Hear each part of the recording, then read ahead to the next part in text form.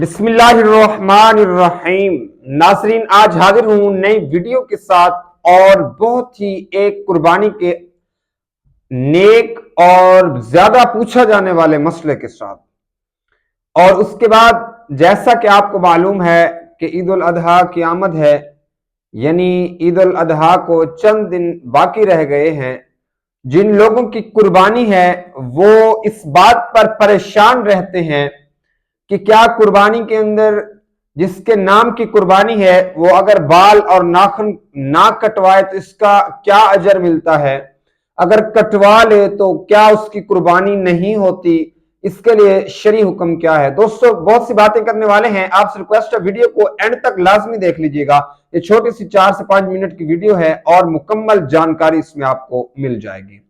یہ بہت سے سوال مجھے واٹس ایپ کے ذریعے اور مجھ سے کمنٹ سیکشن میں پوچھے گئے ہیں، آج میں جن کے جواب دینے جا رہا ہوں۔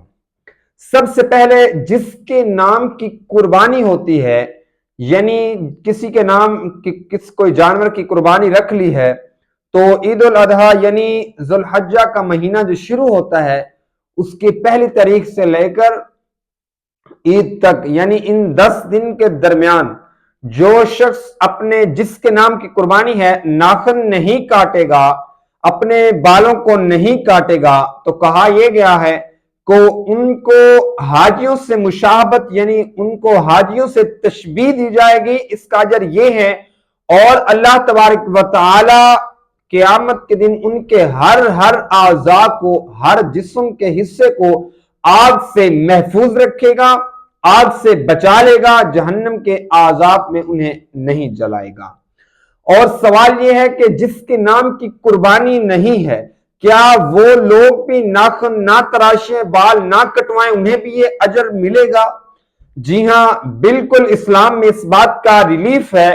کوئی شخص غربت اور صاحب استطاعتی کی وجہ سے قربانی نہیں رکھ سکتا، اس کے نام کی قربانی نہیں ہے، تو وہ بھی اگر اس عمل کو اپنا لے، 10 دن ذو الحجہ کے یعنی عید تک اگر بالوں کو نہ کٹوائے، قربانی کر کے کٹوائے، اپنے ناخن تب تراش کرے، تو اس کو بھی اجر اللہ تبارک و تعالیٰ کی طرف سے یہی ملے گا، کیونکہ وہ صاحب استطاعت نہیں ہے، لیکن اسلام نے اس بات کا ریلیف دیا ہوا ہے۔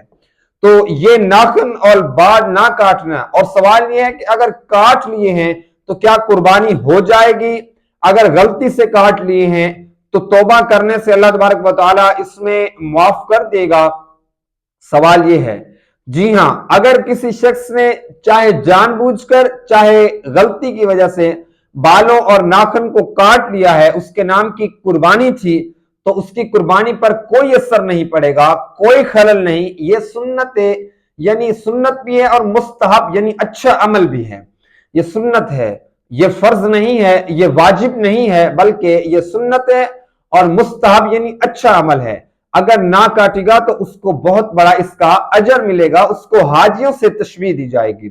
اس لیے دوستو، اس کا اتنا بڑا اجر ہے کہ جس کے نام کی قربانی ہو وہ ناخن ان 10 دن ذو الحجہ کے ناخن اور بالوں کو نہ کٹوائے، تو اللہ تبارک و تعالی اس کو اجر عطا فرمائے گا۔ اور اگر کسی نے غلطی سے سوال پوچھا ہے کہ غلطی سے اگر کسی نے کاٹ لیا تو کیا اس کی قربانی پر کوئی ایفیکٹ پڑے گا، اثر پڑے گا، اس کی قربانی نہیں ہوگی، کیا ہو جائے گا؟ ایسا بالکل بھی نہیں ہے، اس کی قربانی بھی ہو جائے گی، اور وہ معافی مانگنے پر اللہ تبارک و تعالیٰ اس کو معاف بھی کر دے گا۔ اور سوال یہ ہے، اگر وہ کر لیتا ہے، اللہ تبارک و تعالیٰ سے توبہ بھی نہیں کرتا، تو سمجھ لیں ایک بہت بڑے اجر سے، ثواب سے اور اچھے سنہری موقع سے محروم ہو گیا ہے، یعنی وہ ایک بہت بڑی نیکی سے محروم رہ گیا ہے۔ اس لیے دوستو، آپ سے ریکویسٹ ہے، آپ میرے چینل پر نئے ہیں، سبسکرائب چینل کو ضرور کیجئے گا، اور ویڈیو کو لائک کرنا بالکل نہ بھولیے گا۔ کمنٹ سیکشن میں اپنی رائے لازمی دے دیجئے گا۔ نیکسٹ ویڈیو تک